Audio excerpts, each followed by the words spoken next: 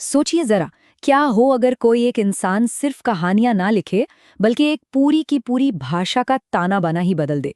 कोई ऐसा जो एक पूरी संस्कृति के खुद को एक्सप्रेस करने का तरीका ही नया बना दे। आधुनिक हिंदी साहित्य के लिए एक शख्स ने ठीक यही किया था। चलिए आज हम उसी साहित्य क्रांति के आर्किटेक्ट जयशंकर प्रसाद की दुनिया में उतरते हैं। अच्छा, अब जरा इस नंबर को देखिए। 4। हिंदी साहित्य की इतनी बड़ी दुनिया में ये सिर्फ एक नंबर नहीं है, ये तो एक पूरे दौर को समझने की कह सकते हैं एक चाबी है। पर सवाल ये है कि आखिर ये किस चीज का प्रतीक है? तो इसका जवाब कोई एक इंसान या कोई एक किताब नहीं है। ये संख्या है उन आधार स्तंभों की, वो पिलर्स जिन पर एक ऐसी साहित्यिक लहर खड़ी हुई जिसने, सच कहूं तो, हिंदी कविता को हमेशा हमेशा के लिए बदल कर रख दिया। और ये है वो 4 स्तंभ, छायावाद के महानायक जयशंकर प्रसाद, सुमित्रा नंदन पंत, महादेवी वर्मा और सूर्यकांत त्रिपाठी निराला। इन चारों ने मिलकर उस दौर की शुरुआत की जिसे हम हिंदी स्वच्छंदतावाद यानी हिंदी रोमांटिसिज्म के नाम से जानते हैं। और इस क्रांतिकारी चौकड़ी के जो केंद्र में थे वो थे प्रसाद। तो ठीक है, अब जब हम इन स्तंभों से मिल ही चुके हैं, तो क्यों ना उस इमारत को भी देखा जाए जो इन्होंने मिलकर खड़ी की। ये एक ऐसा आंदोलन था, इतना प्रभावशाली कि इसे नाम ही दे दिया गया छायावाद की क्रांति का। तो आखिर ये छायावाद है क्या? देखिए, अगर बिल्कुल सीधे साधे शब्दों में समझें तो ये हिंदी लिटरेचर में रोमांटिसिज्म की शुरुआत थी। मतलब जो पहले से चले आ रहे थे ना, वो बंधे बंधाए कठोर नियम, उन सबको साइड में रखकर भावनाओं, नेचर और हाँ, इंसान की अपनी आज़ादी पर जोर दिया गया। और जानते हैं, इस पूरी नई लहर को आगे ले जाने का जिम्मा किसने उठाया? खुद जयशंकर प्रसाद ने। और यहीं पे प्रसाद का एक सबसे बड़ा, कह सकते हैं क्रांतिकारी फैसला सामने आता है।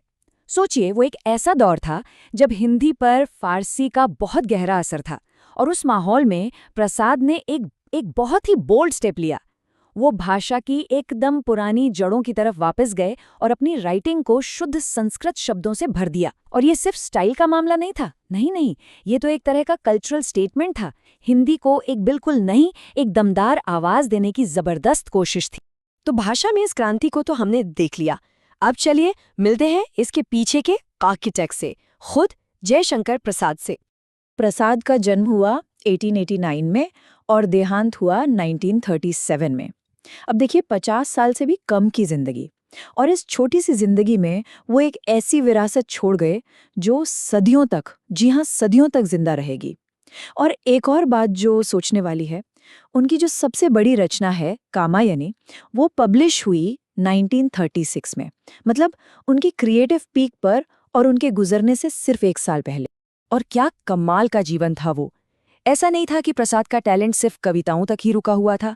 अरे नहीं, उनका लिटरेरी यूनिवर्स तो कई अलग अलग जॉनर में फैला हुआ था। मतलब आप देखिए, कविता से लेके नाटक और फिर उपन्यास तक प्रसाद ने हर फील्ड में अपनी छाप छोड़ी। जहां एक तरफ उन्होंने स्कंदगुप्त जैसे नाटकों से हिस्ट्री को स्टेज पर जिंदा कर दिया, वहीं दूसरी तरफ कंकाल जैसे नॉवेल्स में समाज के बड़े बड़े मुद्दों पर बात की। सच में उनकी वर्सेटैलिटी कमाल की थी। लेकिन इन सभी रचनाओं के बीच एक नाम है जो किसी सितारे की तरह चमकता है, कामायनी। 1936 में पब्लिश हुआ ये महाकाव्य मनु और प्रलय की कहानी कहता है। पर रुकिए, ये सिर्फ एक कविता नहीं है, ये उससे कहीं ज्यादा है।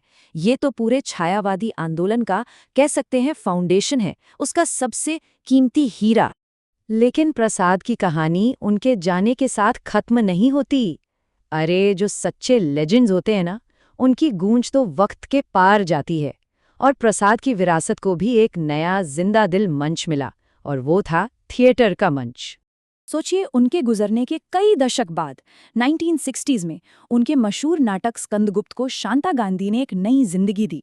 और कहाँ, देश के सबसे बड़े acting school, national school of drama में, मॉडर्न इंडियन थिएटर के लिए। और ये इस बात का सबसे बड़ा सबूत है कि प्रसाद का काम कोई म्यूजियम में रखी हुई पुरानी चीज नहीं है। नहीं, ये तो आज के हमारे कल्चर का एक जीता जागता, सांस लेता हुआ हिस्सा है। और प्रसाद के काम का ये जो पुनर्जन्म है ना, ये हमें एक बहुत गहरे सवाल पर सोचने के लिए मजबूर कर देता है।